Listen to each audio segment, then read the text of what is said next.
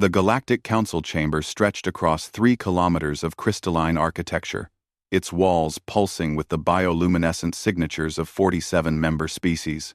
Emma Rodriguez stood at the observation deck, her fingers pressed against the transparent aluminum viewport, watching the proceedings below with barely contained fury. "They're actually doing it," she whispered, her breath fogging the glass. Harry Chen appeared beside her, his reflection ghostly in the viewport. 200 years of petitioning. 200 years of diplomacy. And this is their answer. Below, the council speaker, a towering Vexthari, with skin like flowing mercury, raised all 6 of its arms. The translation matrix hummed to life across the chamber. "The council has deliberated. Humanity's application for membership is hereby permanently denied. Furthermore, effective immediately, all human vessels are prohibited from entering council space. Earth and its colonies are to be quarantined beyond the outer rim. This decision is final and irrevocable." The chamber erupted in approval. Clicks, chirps, harmonic resonances, a symphony of alien satisfaction. Emma's jaw tightened as she watched species after species celebrate humanity's exile. "Why?" she asked, though she already knew the answer. "Because we're inconvenient," Harry replied. "We ask too many questions. We don't fit into their hierarchies. We innovate too quickly, adapt too readily. We remind them that their perfect galactic order is arbitrary." Emma turned from the viewport, her eyes hard as flint. "Then we'll show them what happens when you cast out the inconvenient." 50 years later, Commander Emma Rodriguez, now a silver-haired woman with eyes that had seen the construction of wonders, stood in the command center of Fortress Terra. Around her, holographic displays showed a solar system transformed beyond recognition. Earth had become a fortress world, its surface layered with defensive shields that could deflect star-killing weapons. The moon was now a shipyard, its cratered surface concealing construction bays that could forge vessels at unprecedented speeds.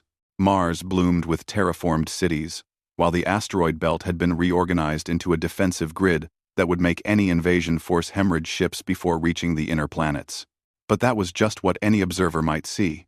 Harry, now director of the Shadow Bureau, materialized beside her via hologram. Though age had weathered his features, his mind remained sharp as ever. "The veil holds," he reported.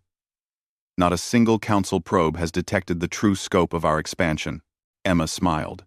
While the council believed humanity cowered behind the outer rim, Earth had actually been expanding carefully, quietly, impossibly.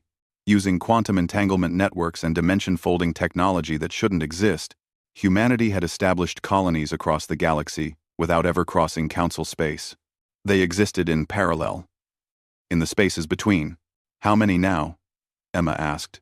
3,000 inhabited worlds, population exceeding 500 billion. Our technology has advanced beyond anything the Council possesses, and they don't even know we're there. 1. Emma walked to the master display, which showed the true map of human space. A web of hidden worlds connected by impossible pathways, all linked back to Earth. The single empire, they called it.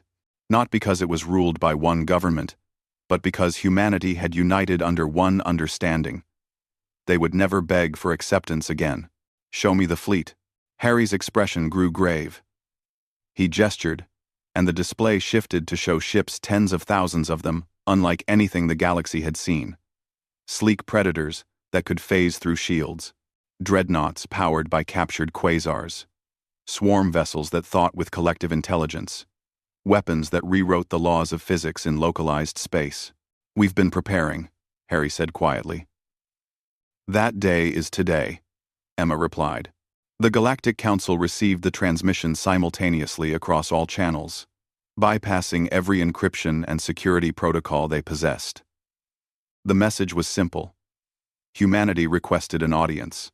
When the Council speaker scoffed and attempted to ignore it, every single Council vessel, station, and communication network suddenly displayed the same image.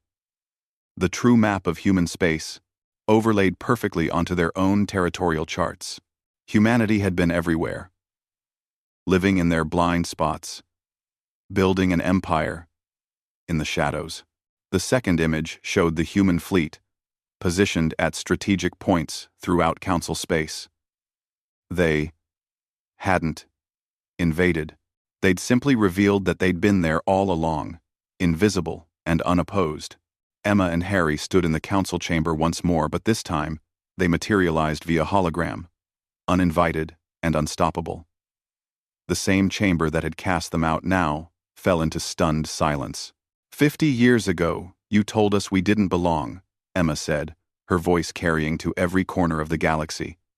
You quarantined us like a disease. You celebrated our exile. Harry stepped forward. So we did what humanity does best. We adapted. We thrived. We built something you never imagined possible. An empire that exists in the spaces you never thought to look. The council speaker found its voice. This is an act of war. No. Emma replied calmly. This is a demonstration.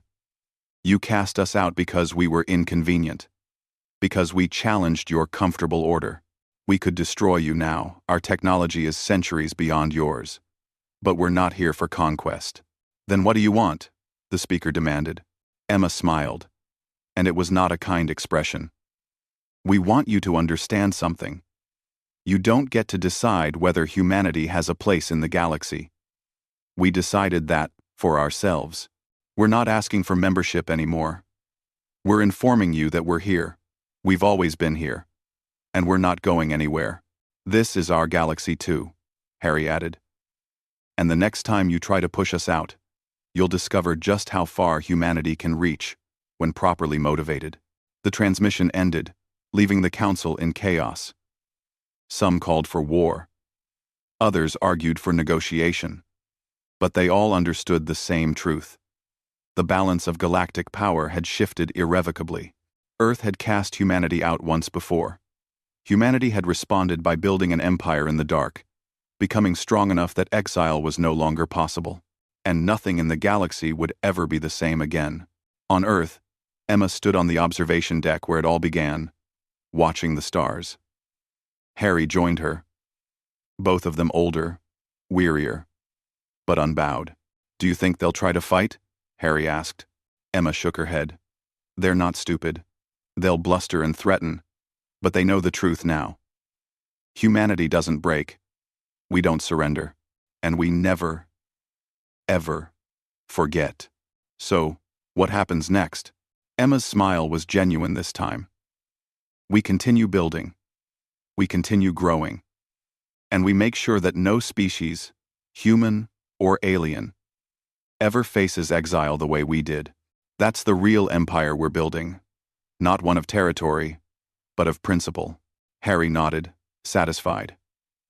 In the darkness between the stars, humanity had found its light, and that light would never be extinguished again.